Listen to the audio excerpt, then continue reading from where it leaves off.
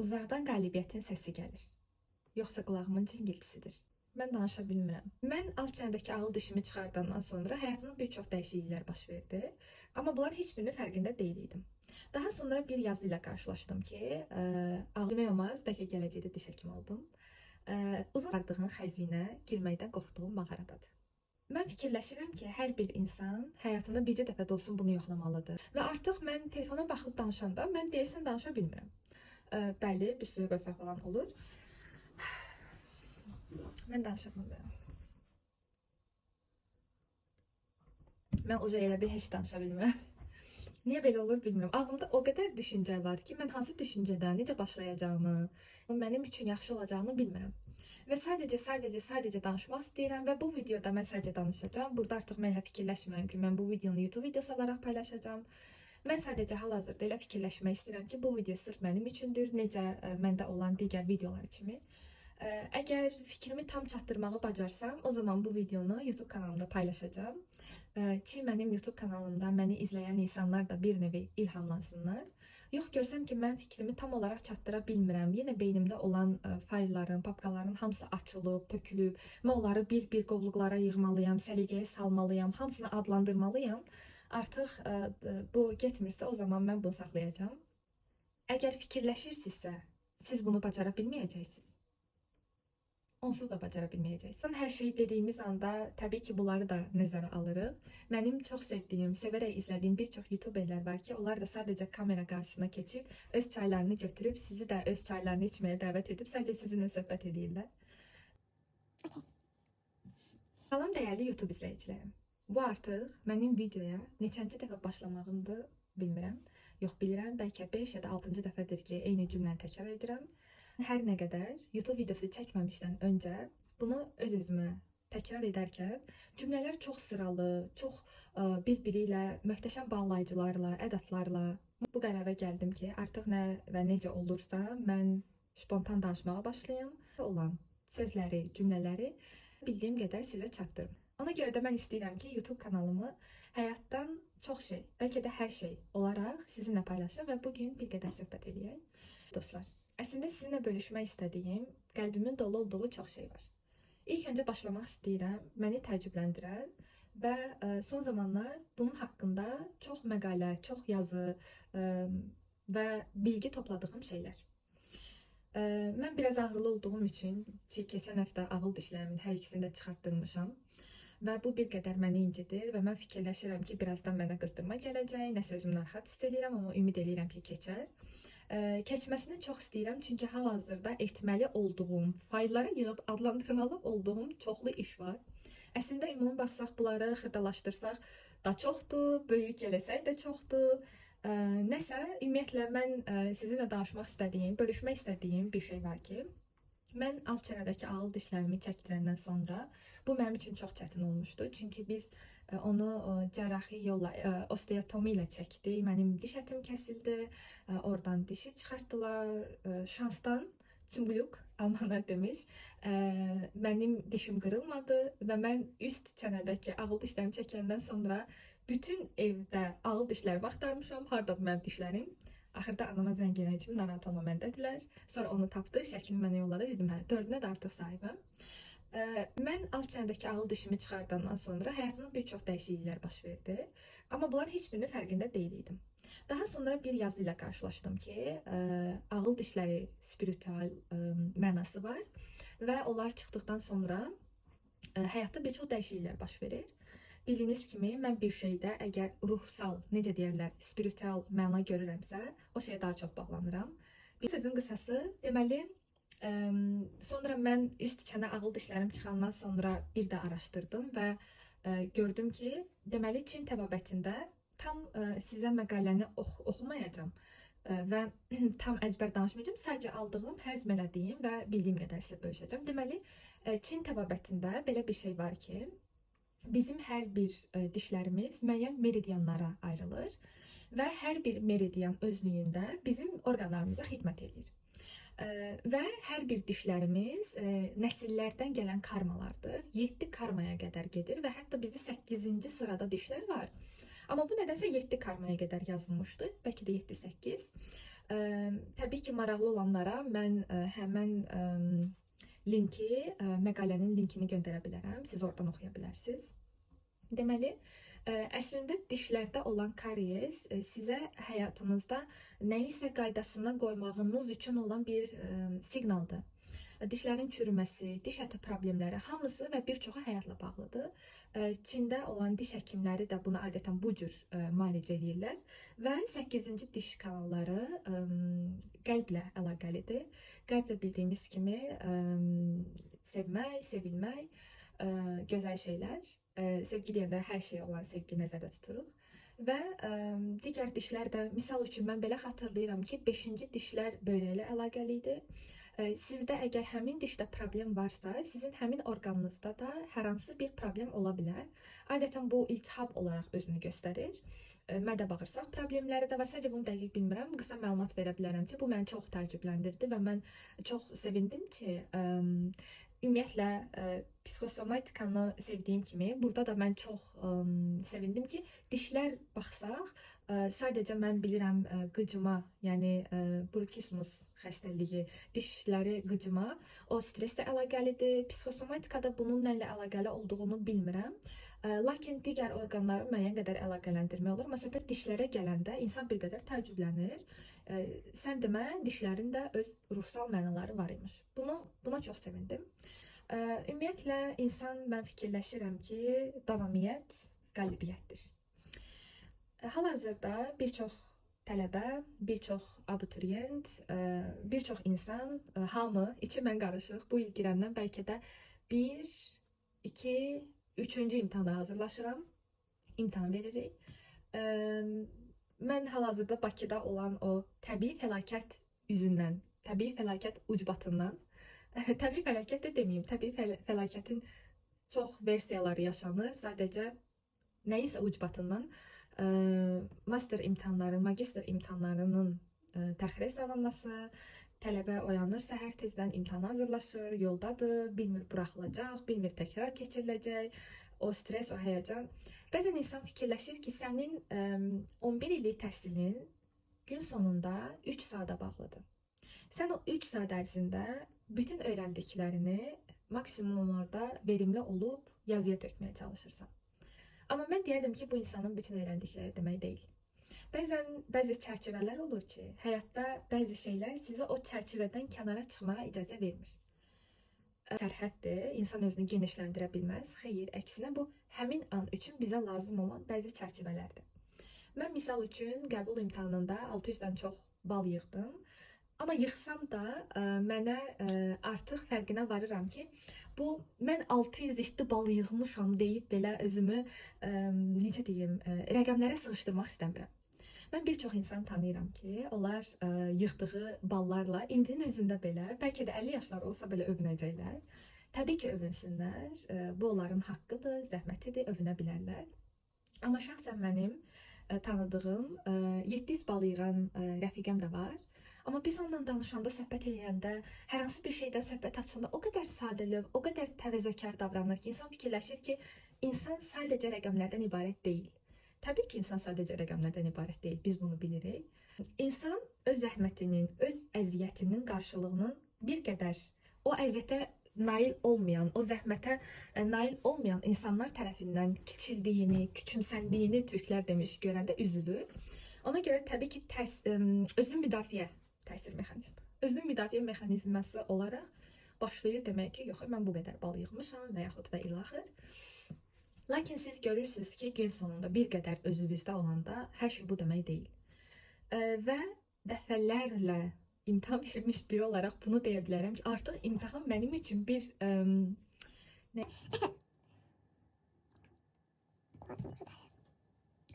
deyə bilərəm ki, artıq imtahan mənim üçün bir stimul, totem, bir uğurlu bir şeyə çevrilib. Çünki artıq mən görürəm ki, nəsə imtahan verməyəndə belə bir təhər oluram. Yəni sanki hər il mən imtahan verməliyəm. Bu imtahan verməklər başladı. Yox, orta məktəbdə də musiqi imtahanında nəzərə alsaq, bu imtahan verməklər bəlkə də 9-cu sinifdən başladı. O gündən bəri mən gərək numerologiya, matrix xəritəm, nəsə baxam görüm o yaşlarda nə baş vermişdi. Mən nəyin üstəsindən gəlməyə çalışıram. Uzun sözün qısası, əziz dostlar, Təbii ki, insan çox istəyir öz potensialını ən yaxşı şəkildə ortaya qoymaq. Öz bacara bildiklərini ən yaxşı şəkildə göstərmək. Mən imtahana girənə qədər çox stresli oluram. Mən çox həyəcanlanıram, əllərim tərləyir, özümdən rahat istəyirəm. Amma mən artıq imtahanda olanda mən imtahandayım. Mən orada oluram, mən buradayım, mən heç nə lazım deyil. Kimsə nəsə artıq deyəndə, kimsə nəsə zarafat eləməyə çalışanda mən bir dəqiqə dərs oxuyuruq. Hal-hazırda buradayıq. Moduna girirəm. Mən fikirləşirəm ki, mən biraz soyuqqanlı ola bilərəm. Nəysə, yenə papkaları açdıq, papkaları toplayırıq, adlandırırıq. Sözümüzün canı nədir? Sözümüzün canı budur ki, ilk öncə sənin axtardığın xəzinə girməkdən qorxduğun mağaradadır. Və əgər həyatını xilas edəcək birini axtarırsansa, güzgüyə bax. Daha sonra bunu deyə bilərəm, kitab kimi yəni. Daha sonra bunu deyə bilərəm ki, əgər tutmağa bir budaq axtarırsansa, ağacın özü sənsən. Ki, ağac mövzusuna gələcəm. Və bunu deyə bilərəm ki, əgər ilham pərisi axtarırsansa, gözlərini yum və içindəki uşağa bax. O balaca uşağın istəklərinə, o balaca uşağın arzularına, o balaca uşaq nəyi sevirdi, nədən zövq alırdı, nələr onu xoşbəxt edirdi. İbarət deyil, sən olaraq varsan. Səni mən Günayam, Günay olaraq sevməlidirlər. Sən bir həkimsən deyə yox, sən uğurlusan deyə yox, sən bəlkə uğursuzsan, zəifsən deyə yox, bəlkə güclüsən deyə yox, bəlkə necə deyim, sən 700 bal yığmısan deyə yox, sən nələrisə etmisən, bacarmısan deyə yox. Balaca uşaq olanda, əgər məhəllədə heç nədən, sənin topun yoxdur, oyuncağın yoxdur, sən məhəlləyə düşmüsən uşaqlarla oynamağa, bağçadasan, hamı eynidir. Oradakı sən kimi sevilməlisən, indinin özündə belə. Və təbii ki, biz təəssüf ki, və təbii ki, biz aktual olaraq bir çox məqamlarda elə sevilmirik. Çünki günümüzün münasibətləri hamısı demək istəyim, amma bir çoxu, mən yenə də saf duyğuların olduğuna inanıram. Bir çoxu çıxar ilişkilərinə dayalıdır. Məsələ danışıram, məsələ şəbəkə qurmuşam, əməkdaşlıq. Məsələ nəsə istəyə bilərəm, sən məndən nəsə istəyə bilərsən. Bu təbii ki, çox normaldır. Amma mən çox deyərdim ki, misal üçün, mən bir çox situasiyada ola bilərəm YouTuber Günay kimi, bilərəm ki, insanlar mənə yaxınlaşımı mən sırf YouTuber olduğum üçündür və yaxud mənim bloqum var deyədir və yaxud mən əczaçılıq bitirmişəm deyədir, müəyyən şəbəkələrim var deyədir, necəsə. Amma sən Günaysan deyə, sənə yaxınlaşan dostlar, insanlar, çox insan var. Var. Bunu demək istəyirəm. Başqa əslində, çox maraqlı bir şey oxumuşdum. Deməli, orada deyirdi ki, mənə baxanlar mənim ancaq gövdəmi görür. Bəli, ağac məsələsi, burada biraz danışdıq. Əslində, gün sonunda sizə nə deyəcəm bilmirəm, amma dünən çox belə fikirləşəndə ki, mən YouTube-a video çəkəndə istəyirəm bu haqda danışım. Mənim orada demək istədiyim şey bu oldu ki, təbii ki, davamiyyət qalibiyyətdir. Mən bloqumda videolar paylaşıram, mən görürəm ki, mənim videolarım çox istədiyim kimi izlənmir. Mən motivasiyadan düşürəm, mən istəyirəm ki, bloqumu silim, təzədəndən açım, sıfırdan yığım. Sonra düşünürəm ki, Günay, bir dəqiqə, bu bloq səndə çoxdandır var və bu bloq özündə səni daşıyır. Və sən fikirləşmə ki, mən hal-hazırda paylaşıram, azdır, vaz keçməliyəm. Xeyr, sən hər daim, davamlı olaraq, əgər bir şeyi davamiyyət halına gətirsən, bu gün sonunda səndə qalibiyyət olaraq özünü göstərəcək. Bu çox vaxt belə olur, bu həmişə belə olur. Sadəcə mən bir qədər səbirsiz, mən bir çox məqamlarda mükəmməliyyətçi olduğum üçün deyirəm, yox, əgər indi olacaqsa olacaq, olmayacaqsa istəmirəm. Bəli, təəssüf ki, bəzi xəsiyyətlərimdən vaz keçə bilmirəm, amma fərqindəyəm. Fərqində olmaq da məncə vaz keçməyin yarısıdır. Yadıma fizik hazırlığında İnanmaq bacarmağın yarısıdır sözünü real olaraq mənə sübut edən hazır yoldaşım düşdü. Deməli, oturmuşuq qrafiklərdir. Orada mən baxıram ki, bu qrafikin cavabı A variantıdır. Bir 7 ya da 8 nəfər olardıq.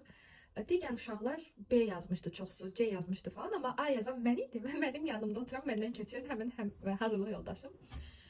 Baxdıq, mənə baxdı, dedi ki, yox, sən düz. Dedim, axı mən düz yazmamışam, axı hamı belə yazıb, mən dəyişmək istəyirəm. Yox, sən düz yazmısan. Sonra müəllimə deyəndə ki, yox, mənim yazdığım düzdür. Baxdı mənə, dedi, bax, inanmaq bacarmağın yarısıdır. Mən orada həqiqətən başa düşdüm ki, inanmaq bacarmağın yarısıdır. Dedim ki, wow, nə yaxşı. Çünki bəzən bəzi sözləri biz necə deyim, həmin an görməsək, mən misal üçün görə bildiyim, toxuna bildiyim şeyləri daha yaxşı öyrənirəm. Misal üçün təsəvvürümdə və təxəyyülümdə canlandıra bildiyim. Ona görə kimya reaksiyaları hazırlıq vaxtı heç mənlik deyil idi. Amma universitetə girəndə biraz gördüm ki, orada nə baş verir də. Bunu tökürsən bunun içinə, buradan rəng qarışır, nəsə çökür və yaxud biraz tüstü çıxır, belə şeylər olur. Ondan sonra gördüm ki, okey, mən bunu öyrənə bilərəm. Yəni dostlar, ona görə də mən fikirləşirəm ki, insan özü olmalıdır.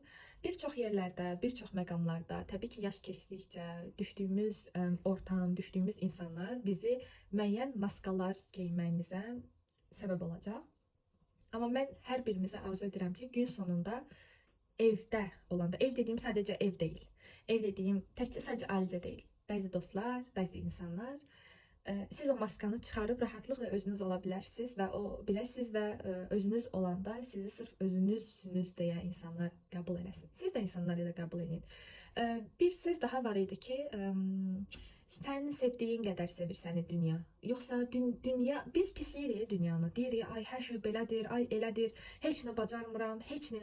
İnanırsınız mən o sözləri nə qədər demişəm. Bəzən bir çox momentlərdə deyirəm, sonra belə içimdə o bir şey qayıdır deyir ki, yəni sən kimsə də ya beləçinə deyirsən. Sən bunu deməməlisən. Sən fikirləşməlisən ki, ən birinci təbii ki, can sağlığı. Mən misal üçün artıq yeməkləri kokos yağı ilə bişirirəm. Mən misal üçün gedib özümə ən bahalı zeytun yağını alıram. Haçandan bəri 1 aya qədər, 2 aya qədər mənim mədəm həqiqi ağrıdandan bəri. Mənim mədəm çox ağrıdıb, amma artıq mən iş yoldaşımla mənə danışanda dedim ki, mən baxıram, görürəm ki, okey, bunu yeyəcəm və bu salatdır da, yəni salatdır da, 1 avroluq da var, 2 avroluq da var, 3 avroluq da var. Yəni salatdır da, mən niyə 3 avroluğa gedim alım? Sonra deyir ki, o 1 avroluğu nə qədər pestisitlər olur, bəs belə elə, niyə 3 avroluğa almayasan, qıtlıq bilinci, o bu.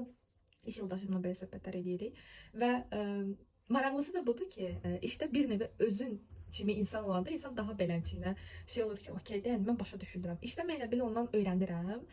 Mən danışmağa, o maşallah məndən daha çox danışır, məndən daha çox bilir və meditasiya misal üçün çox moment eləyən insandır, amma mən çox da eləmirəm.